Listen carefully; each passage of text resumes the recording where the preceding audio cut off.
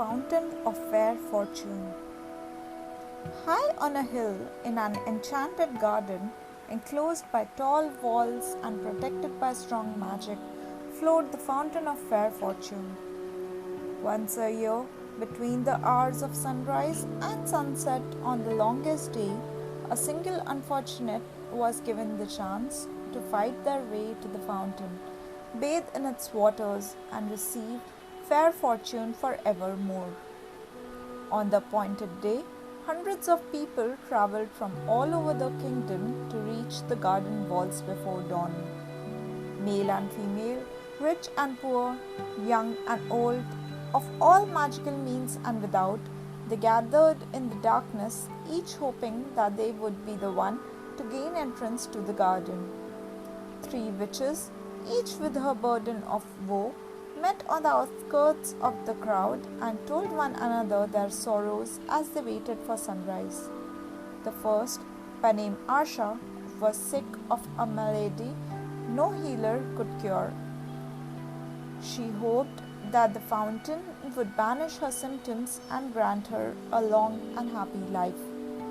The second, by name Altheda, had been robbed of her home, her gold, and her wand by an evil sorcerer. She hoped that the fountain might relieve her of powerlessness and poverty. The third, by name Amata, had been deserted by a man whom she loved dearly and she thought her heart would never mend. She hoped that the fountain would relieve her of her grief and longing. Pitying each other, the three women agreed that, should the chance befall them, they would unite and try to reach the fountain together. The sky was rent with the first ray of sun, and a chink in the wall opened. The crowd surged forward, each of them shrieking their claim for the fountain's banishing. Creepers from the garden beyond snaked through the pressing mass and twisted themselves around the first witch, Asha. She grasped the wrist of the second witch, Altheda, who seized tight upon the robes of the third witch, Amata.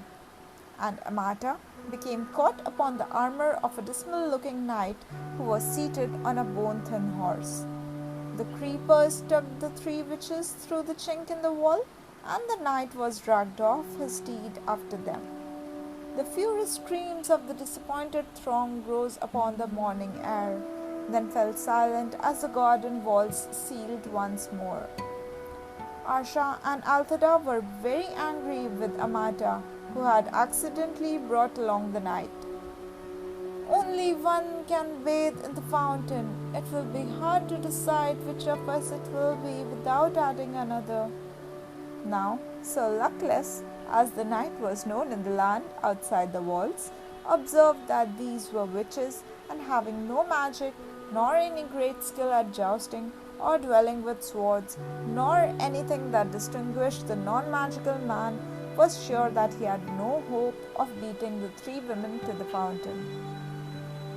He therefore declared his intention of withdrawing outside the walls again. At this, Amata became angry too. "Faint heart," she chided him, "draw your sword, knight, and help us reach our goal." And so, the three witches and the forlorn knight ventured forth into the enchanted garden, where rare herbs, fruit, and flowers grew in abundance on either side of the sunlit paths. They met no obstacle until they reached the foot of the hill on which the fountain stood. There, however, wrapped around the base of the hill, was a monstrous white worm, bloated and blind. At their approach, it turned a full face upon them and uttered the following words: "Pay me the proof of your pain." Sir Luckless drew his sword and attempted to kill the beast, but his blade snapped. Then Altheda cast rocks at the worm, while Asha and Amata essayed every spell that might subdue or entrance it. But the power of their wands was no more effective than their friend's stone or the knight's steel. The worm would not let them pass. The sun rose higher and higher in the sky, and Asha, despairing, began to weep. Then the great worm placed its face upon hers and drank the tears from her cheeks. Its thirst assuaged, the worm slithered aside and vanished into a hole in the ground. Rejoicing at the worm's disappearance, the three witches and the knight began to climb the hill, sure that they would reach the fountain before noon. Halfway up the steep slope, however, they came across words cut into the ground before them.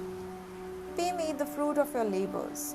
Sir Luckless took out his only coin and placed it upon the grassy hillside, but it rolled away and was lost. The three witches and the knight continued to climb, but though they walked for hours more, they advanced not a step. The summit came no nearer, and still the inscription lay in the earth before them. All were discouraged as the sun rose over their heads and began to sink towards the far horizon. But Althea walked faster and harder than any of them, and exhorted the others to follow her example, though she moved no further up the enchanted hill. "Courage, friends, and do not yield," she cried, wiping the sweat from her brow. As the drops fell glittering on the earth, the inscription blocking their path vanished, and they found that they were able to move upwards one more. Delighted by the removal of this second obstacle, they hurried towards the summit as fast as they could, until at last they glimpsed the fountain, glittering like crystal in a bower of flowers and trees. Before they could reach it, however, they came to a stream that ran round the hilltop, barring their way.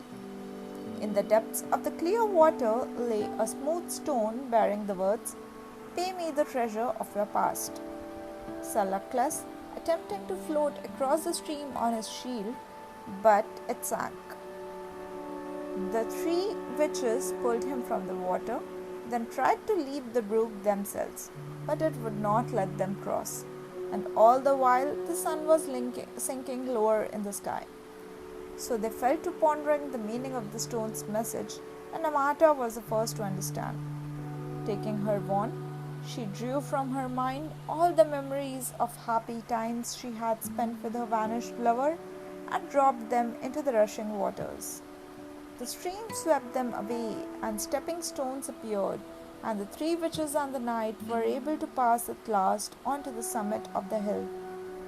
The fountain shimmered before them, set amidst herbs and flowers, rarer and more beautiful than any they had yet seen. The sky burned ruby, and it was time to decide which of them would bathe. Before they could make their decision, however, frail Asha fell to the ground. Exhausted by her struggle to the summit, she was close to death.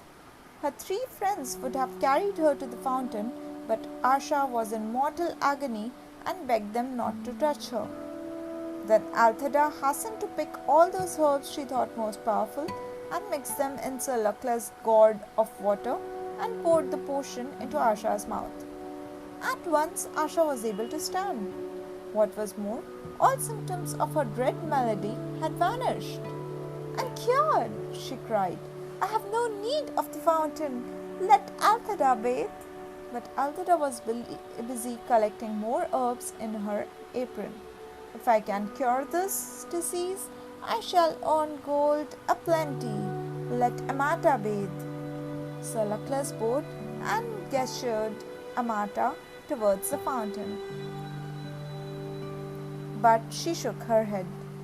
The stream had washed away all regret for her lover, and she saw now that he had been cruel and faithless, and that it was happiness enough to be rid of him. "Good sir, you must bathe as a reward for all your chivalry," she told Sir Luckless. So the knight climbed forth in the last rays of the setting sun and bathed in the fountain of fair fortune, astonished that he was the chosen one of hundreds and giddy with his incredible luck. As the sun fell below the horizon, Sir Luckless emerged from the waters with the glory of his triumph upon him, and flung himself in his rusted armor at the feet of Amata, who was the kindest and most beautiful woman he had ever beheld. Flushed with success, he begged for her hand and her heart, and Amata, no less delighted, realized that she had found a man worthy of them. The three witches and the knight set off down the hill together, arm in arm, and all four led long and happy lives, and none of them ever knew or suspected that the fountain's waters carried no enchantment at all. The story teaches us the importance of teamwork. The end.